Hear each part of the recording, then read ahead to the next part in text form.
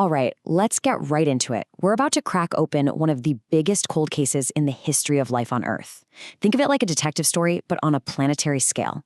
An investigation into a mass disappearance that literally changed the face of our world forever. Just try to picture it, a world teeming with colossal creatures like something straight out of a movie. We're talking mammoths, saber-toothed cats, kangaroos the size of a car. For millions of years, they were the kings of the planet. And then, almost overnight, poof, they were gone. So the big question, the mystery we're digging into is, what happened? Or maybe the better question is, who happened? You know, any good detective starts at the crime scene. Before we can even begin to point fingers at a suspect, we have to understand what we lost. So let's take a trip back in time and get a good look at these lost worlds. And our first stop is prehistoric Australia. Ancient Australia. It was basically another planet. Seriously, imagine wombats the size of a small car, kangaroos that would tower over you, weighing 200 kilograms. And the apex predator wasn't a cat or a wolf. It was a tiger-sized marsupial lion. Wow. These unbelievable creatures were just doing their thing, evolving in total isolation for millions and millions of years. And then, just like that, they vanished. This number right here, it's just staggering. Of the 24 large animal species roaming around Australia, and we mean anything over 50 kilograms, 23 of them went extinct. And this wasn't some slow, gradual decline. No, this was a biological apocalypse. Okay, so let's hop across the world to a different crime scene, the Americas. And believe me, this place was just as spectacular.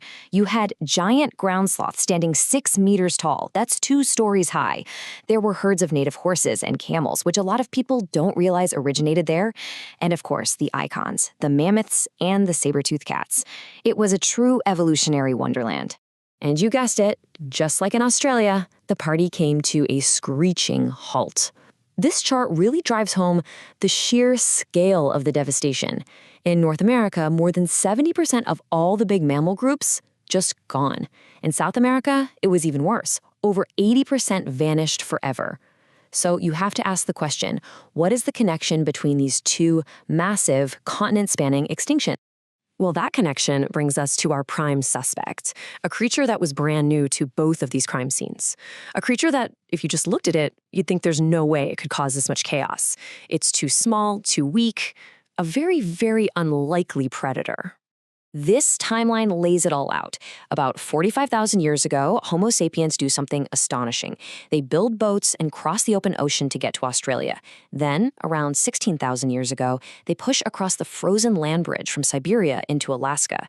And from there, and this part is just mind-boggling, it took them only 2,000 years to spread through 2 entire continents. It was a blitzkrieg. And the timing of this expansion lines up perfectly with the extinctions. So, the case against Homo sapiens seems to be building, right? But hey, every good detective story has another theory, a plausible alibi for the main suspect. And in this case, that alibi has always been climate change. So, let's do this properly. Let's put these two suspects head to head. Okay, so in one corner, you've got climate change, a massive, powerful, recurring force of nature. In the other corner, you have us, Homo sapiens, an intelligent, adaptable, and brand new predator on the scene. For decades, most scientists pointed the finger at the climate. But the more you look at the evidence, the more that alibi starts to crumble. Let's break down why the climate alibi just doesn't hold up. First off, Australia's giants. They were tough. They'd already survived something like 10 ice ages, many of which were way more extreme than the climate shift 45,000 years ago. So why would this one suddenly kill them all? Second, if climate change was the culprit, it should have hammered marine life too, right? But it didn't. There was no big die-off in the oceans. And third, well, this is the smoking gun. The extinctions follow humans around the planet like a shadow. Everywhere you look, the animals are fine right up until humans arrive. And then, they're not. The timing is just too perfect to be a coincidence. The evidence is pretty overwhelming. It all points to one suspect. So that leads to the next question for our investigation. How? How in the world did Stone Age hunter-gatherers do this? Let's examine the murder weapons. And look, that's a fair question. We're talking about small groups of people with spears and stone tools going up against 2-ton wombats and giant lions. It just seems like an impossible mismatch. But it turns out our ancestors had a deadly toolkit, one that gave them a massive advantage. So first up in the toolkit, they targeted slow breeders. See, a giant animal might have only one baby every few years. That means even a small amount of hunting, just killing one every few months, can cause the death rate to be higher than the birth rate. And that's a one-way ticket to extinction. Second, the element of surprise. The animals in Australia and the Americas had never seen a human. They had zero evolved fear of this weird, clever, two-legged ape. They were tragically easy targets. And third, maybe the deadliest weapon of all, fire. Humans became masters of landscape engineering, burning down forests to create grasslands that would attract the kind of prey they wanted. They didn't just live in the world, they reshaped it. And this wasn't just a crime they committed once or twice. This was a pattern, a signature, a modus operandi that was repeated all over the world every time our ancestors set foot on new land. They became, in effect, ecological serial killers. I mean, just look at the data. It's the same story everywhere. Pick a location, find out when humans got there, and you can bet a mass extinction of big animals followed shortly after. Madagascar loses its giant lemurs. New Zealand loses its giant birds. Even the very last population of woolly mammoths, on a tiny island in the Arctic, they disappear right after humans show up. The correlation is it's undeniable. So this brings us to the most sobering part of our whole investigation. This case isn't really a cold case at all. It's not closed. Because the pattern that began all those thousands of years ago, it never actually stopped. It just changed its methods. You can really think of this story in 3 great waves. The first wave was the one we just looked at, caused by the spread of hunter-gatherers. The second wave came along with the spread of agriculture, clearing forests, diverting rivers. And the third wave, well, that's the one we're living in right now, driven by industrial activity.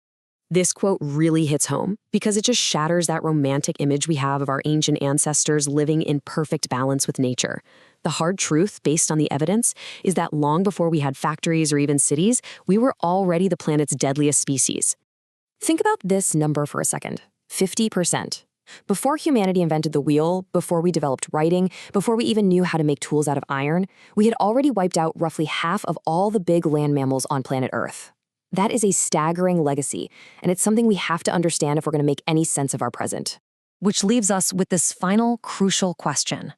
The giants of the land are gone. Are the giants of the sea next? You see, those first 2 waves of extinction mostly left the oceans alone. But this third wave, our wave, hasn't. Industrial fishing, pollution, climate change, they're all pushing whales, sharks, tuna, and dolphins down the exact same path as the mammoths and the giant sloths. The investigation into our past is over, but the verdict on our future, that's still being written.